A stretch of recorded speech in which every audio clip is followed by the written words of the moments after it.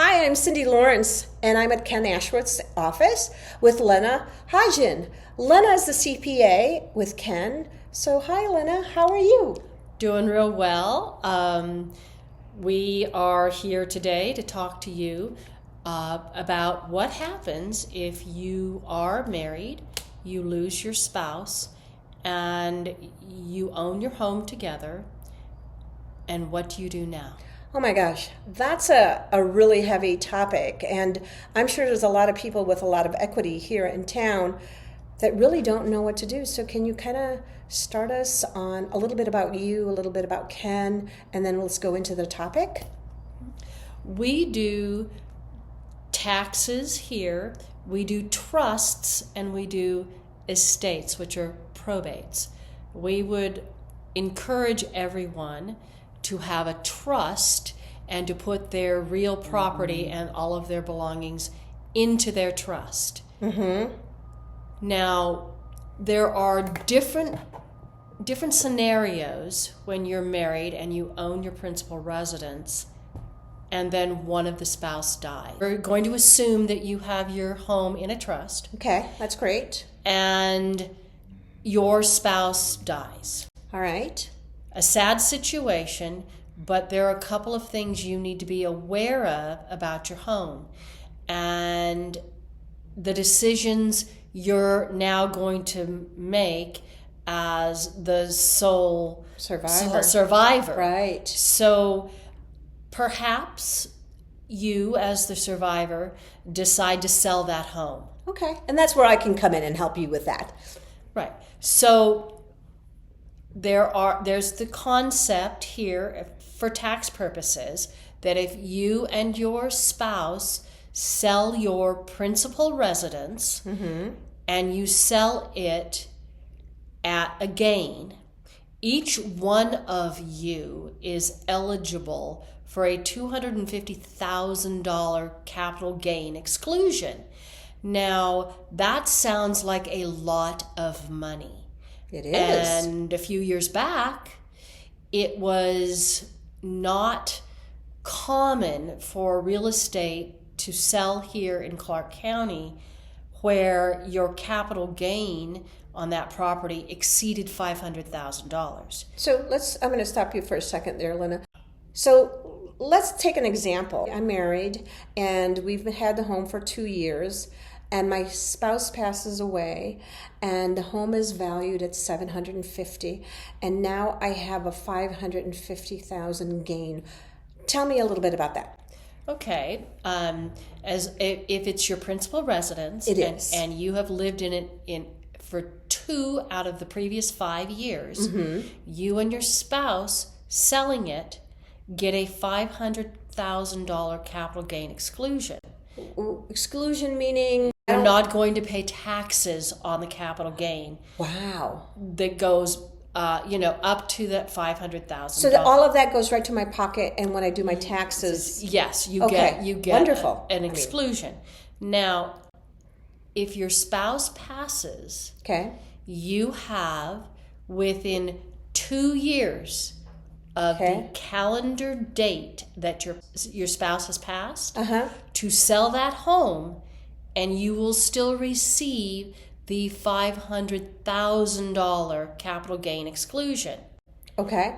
But remember, it's $250,000 per person. I see. So if today is the 19th, and if he passes today, I have 2 years, so 2025, 5/19, then I can get that exclusion of $500,000. Correct. Okay, all right. So Lynna, what happens in this example that we have, the $50,000 that I'm not able to write off? What happens with that? That $50,000 is going to be subject to capital gains tax. And if you've owned it for the 2 years, it's a long-term capital gain. And depending upon your other income, under current law, you'll either pay a 20% capital gains tax or a 15% capital gains tax. There are some individuals that might be eligible for a lower tax, But for general purposes, let's use 15%.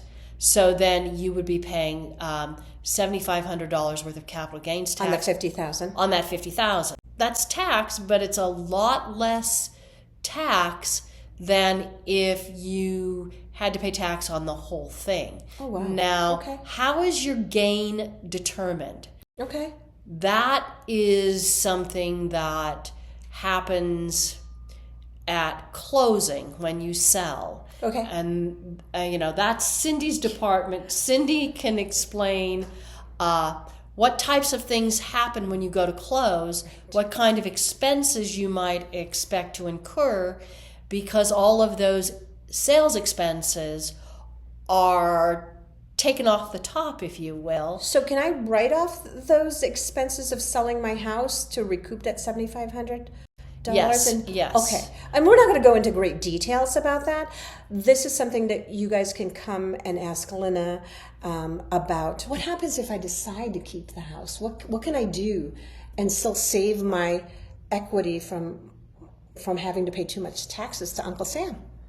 Well, the first thing to do is, if you are intending to stay in your home well past that 2-year mark, yes, you want to get the house appraised immediately, right after your spouse dies. I know there's a lot going on in your life at that point, but the benefit of having that home appraised right there at the point where your spouse passes away is that you are able to fix the step up in basis in that home. In other words, you're going to determine the current market value of that home at the date of your spouse's death. So the house appraises for $600. What happens? That $600,000 that the house appraised for right near your spouse's death becomes the new basis, the new tax basis of that home. Which exactly, because I'm not a tax person, what does exactly that mean? Because I bought it for $200. Now when it's appraised at $600, what does that do to my taxes? That raises the basis, the cost, if you will, for tax purposes. It raises it up to $600,000.